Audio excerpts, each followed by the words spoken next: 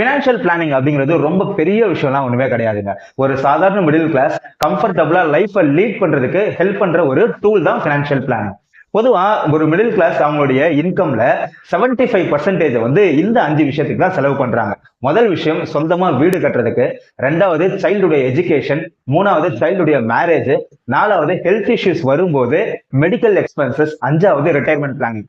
இந்த 5 விஷயத்தையும் ப்ராப்பரா ஷெட்யூல் பண்ணி ஒவ்வொன்றத்துக்குமான இன்வெஸ்ட்மெண்ட் டூல்ஸை சூஸ் பண்ணி நீங்க இன்வெஸ்ட்மெண்ட்டை ஸ்டார்ட் பண்ணிட்டீங்க அப்படின்னாலே பினான்சியல் பிளானிங்ல 50% ஓவர்.